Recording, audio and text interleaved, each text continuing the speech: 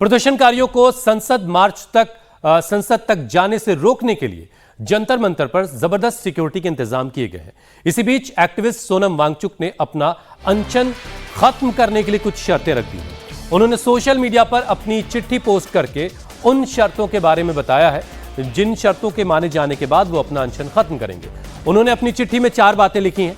पहली शर्त यह है कि सरकार शिक्षा व्यवस्था में हाल की नाकामियों, पेपर लीक वगैरह की जिम्मेदारी ले। दूसरी शर्त है सोनम और सीजेपी की लीडरशिप संसद तक पहुंचने इनको दिया जाए, यानी मार्च की इजाजत दी जाए।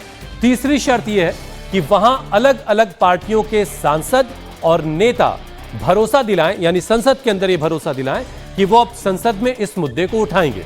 चौथी शर्त सोनम वांगचुक की तरफ से रखी गई है कि अगर उनकी सेहत या दूसरी वजहों से ऐसा करना मुमकिन ना हो तो अलग अलग पार्टियों के सांसद और नेता अस्पताल में आकर चिट्ठी में बताई गई बातों का भरोसा दिलाएं।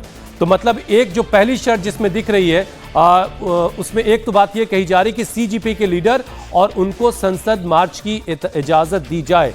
तो ये शर्त तो अभी ऐसे वक्त में अनामिका हमारे साथ जुड़ी हुई है। अनामिका, ये एक चिट्ठी पोस्ट की गई है सोनम वांगचुक की तरफ से और वो इस चिट्ठी के जरिए एक बार फिर से उसी बात को दोहरा रहे हैं जो संसद मार्च की कॉल है उसको, यानी खुद की और सीजेपी के लीडर्स को संसद तक जाने की इजाजत दिए जाने की शर्त अपने अनशन को खत्म करने के लिए लगा रहे हैं।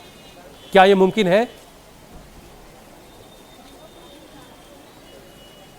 बिल्कुल हुसैन, ये बिल्कुल मुमकिन नहीं है क्योंकि धारा 163 लागू है। संसद का मानसून सत्र चल रहा है और यहाँ पे चेतावनी आप देखिए लगा दी गई है कि यहाँ भारतीय नागरिक संहिता धारा 143 लागू कर दी है, यानी 5 से ज्यादा अधिक व्यक्तियों को इस इलाके में खड़े होने की, जुटने की, प्रदर्शन करने की कोई इजाजत नहीं है।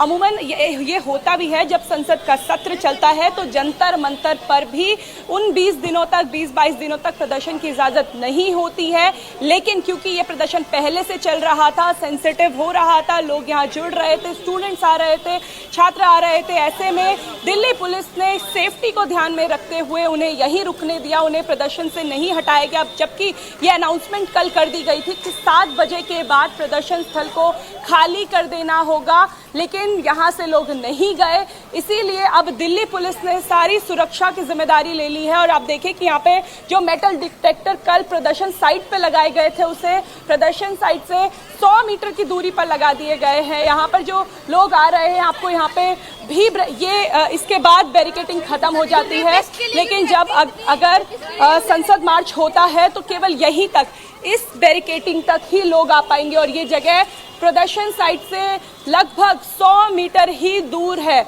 यहाँ पे आप देखिए आपको बड़ी बड़ी बसें नजर आएंगी। अगर लोग यहाँ तक पहुँच जाते हैं और यहाँ से आगे बढ़ते हैं तो उन्हें यहाँ से डिटेन कर लिया जाएगा, इन्हीं बसों में बैठा के आगे लेके जाएगा। लेकिन पुलिस की तैयारी यहाँ तक नहीं है।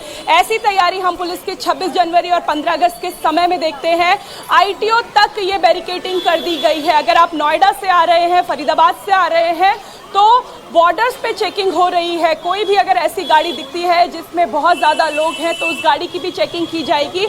लेकिन जो आम लोगों का जनजीवन है वो सामान्य रूप से चल रहा है। आप देखेंगे कि गोल चक्कर में जो लोग ऑफिस जा रहे हैं या फिर यहाँ पे अक्सर आया करते हैं उन पे कोई पाबंदी नहीं लगाई है। पुलिस पे ये भी जिम्मेदारी है कि इन लोगों को ये ट्रैफिक जो है वो रुके नहीं, ट्रैफिक सुचारू रूप से चलते रहे, लेकिन कोई रकस भी ना हो। अगर कोई रकस होता है तो उसे हैंडल करने के लिए पुलिस ने हैवी डिप्लॉयमेंट करके रखा है।